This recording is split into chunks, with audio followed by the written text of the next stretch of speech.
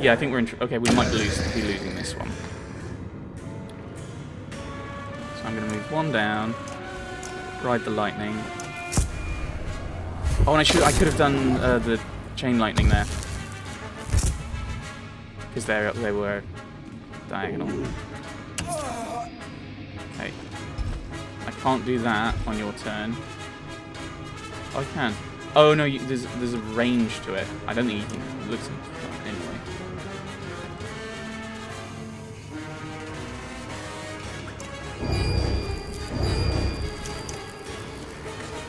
Yeah, this is bad. This is bad. Alright, we're gonna do this then.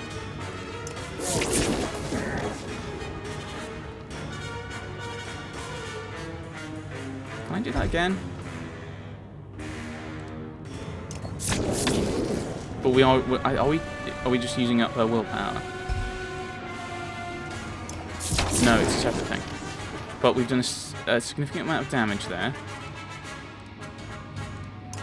Now I can move there and take him out.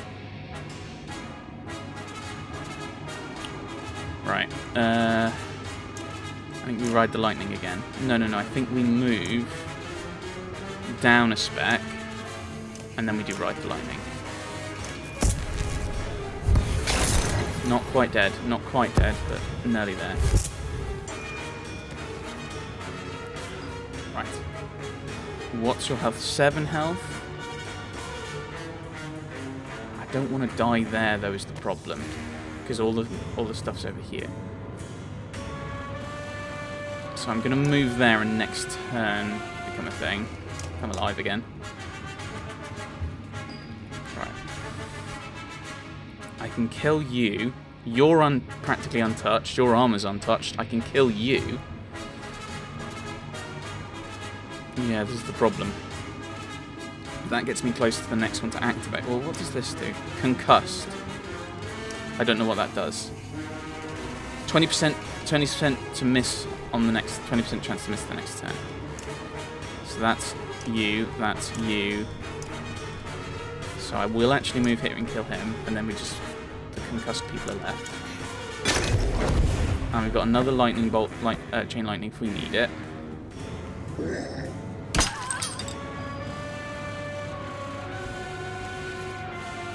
I'm going to actually move you over there. Do you keep moving? No. Of course you don't. Gives her a go.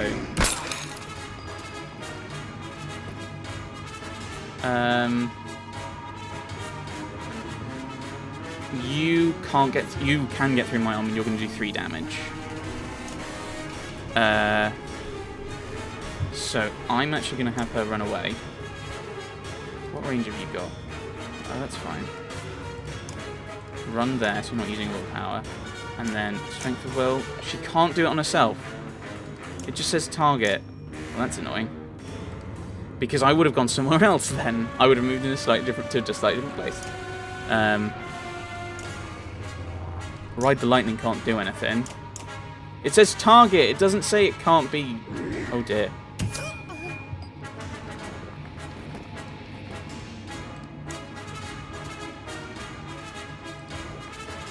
Yeah. Well, it doesn't matter. You couldn't go there.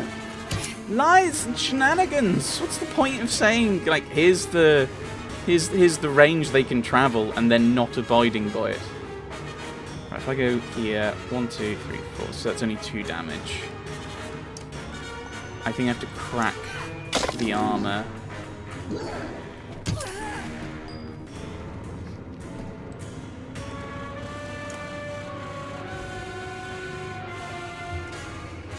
I mean, I could...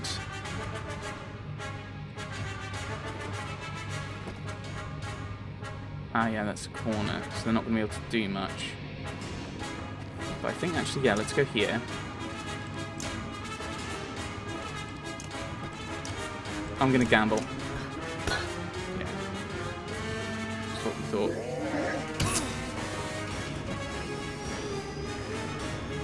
I'm confused. I'm confused by how the damage is dealt. Some of them just don't make any sense. Right. I can do 3 damage. I can do 6 damage. So you're practically useless, so we'll keep you alive now, I think. Actually, no, because you'll still go for the armor.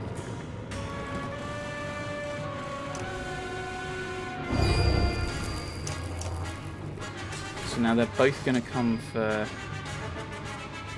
I need to kill you, but that speeds up their activations as well.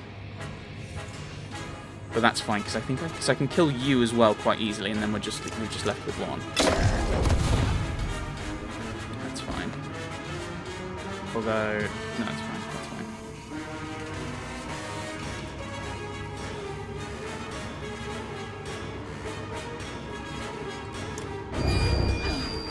There we go. Not the best outcome.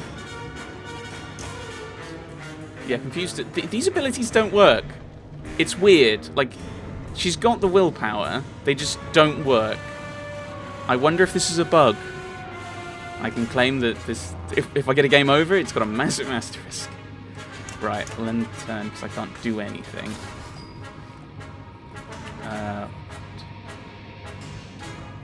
If I go there, I can kill with Ride the Lightning, I think.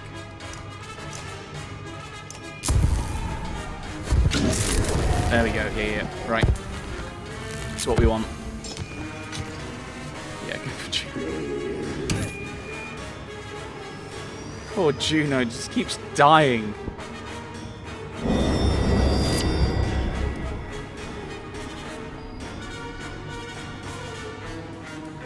There, and then... come back to life?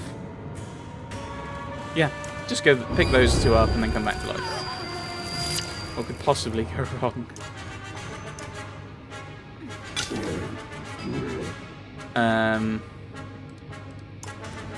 Go along and then ride the lightning. That's 3 or 4. 4 damage, okay.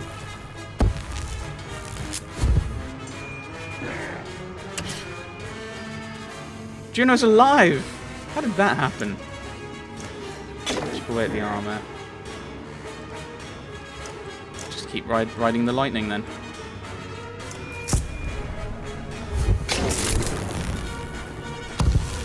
Because he can't do... he's going to try and kill Juno. Wait, what? She's got a health left. What? What? That doesn't make any sense.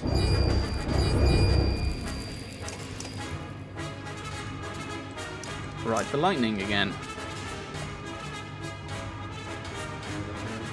I can move through Juno, though! So I can't use Ride the Lightning because Juno is standing right there, despite the fact that she can move through people and people can move through her. Ah, shenanigans, game. May as well. Oh, I've done it the wrong way around because I wasn't thinking about the lightning.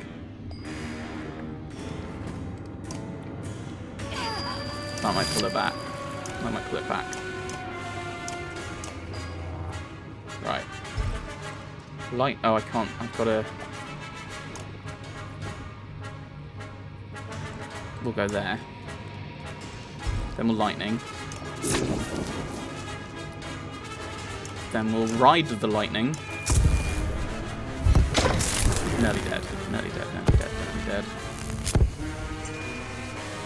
Poor Juno. Just keeps going for Juno. Let's go for it. Come on. There we go.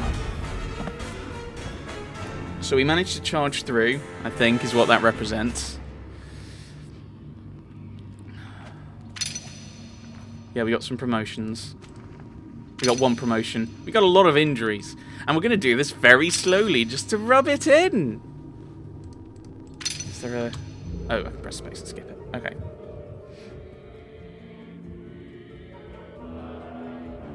What is this music? The warped are becoming more relentless. Seems to be more and more of them, Spark writes, rubbing his sore shoulders. You nod. Must mean we're getting close. Can we get there in 3/4 of a day? What? What's that? 3/4 of a day? 16 hours? No. No, that's not right at all. That's 2/3. 18 hours. No, apparently we can't.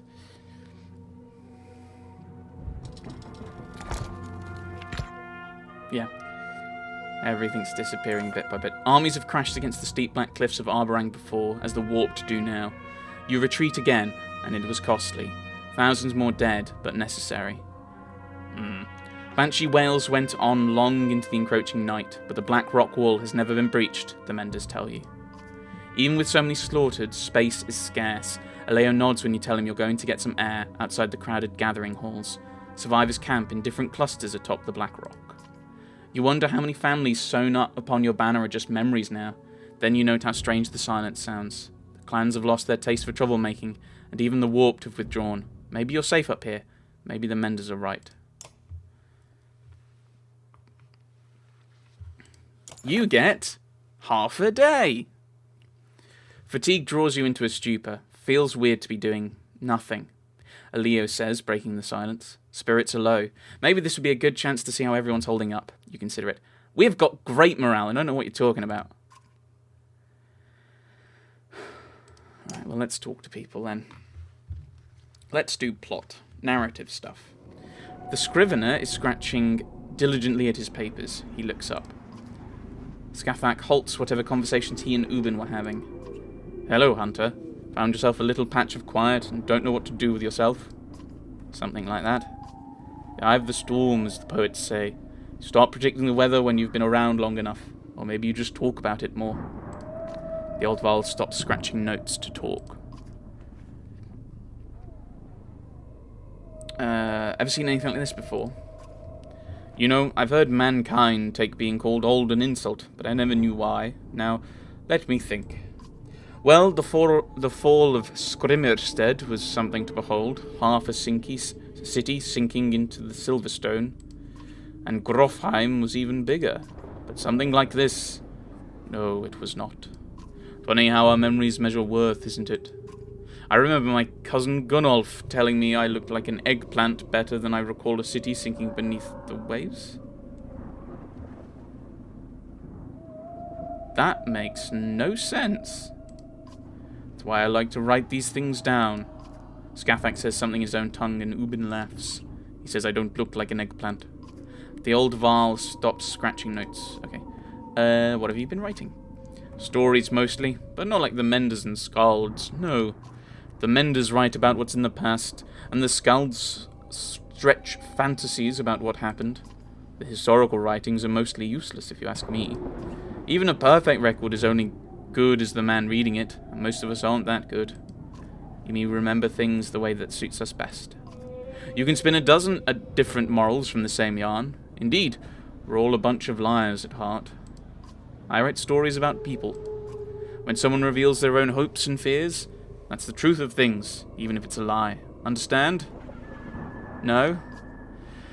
One of the reason I learned to talk to people, like the Horseborn. I'd like to speak with the Dredge too one day, if they'll have me. The old I'll ask about Dalalond. Why don't you ask them yourself? Ubin says a few words to Scathach, who nods. Ubin translates the best he can. I am a trader. I have travelled more than most and never seen the end of our lands. Maybe they are endless. Men have said it is empty, but they are wrong. They only think it is empty because they move too slowly. When the sun stops, we celebrate. It is a blessing. It is warmth and freedom. But then the shatterings split our land into pieces. Now each piece is small and empty. I think my kind becomes restless here. They talk a lot about the brave who tried to outrun the darkness. They have already become legend. Maybe they are still running across the Dalalond. I like to imagine this. Your city is heavy and cold, and made for men to walk slowly in circles but go nowhere. I will be glad to see the sun again. He looks a little wistful and nods his head to say he's done. I will leave you to your work. No worries. If you want to talk, I'm glad of the company. Out of curiosity, what are you planning to do with your writings if the darkness overtakes us? Leave it for someone to find. Ubin's smile suddenly falls from his face as he realizes it'll become warped. Would you believe I hadn't thought of that? Maybe a Horseborn could... No, not without a mender. Maybe you could spare a mender to... No. We'll have to live. There's no way around it now.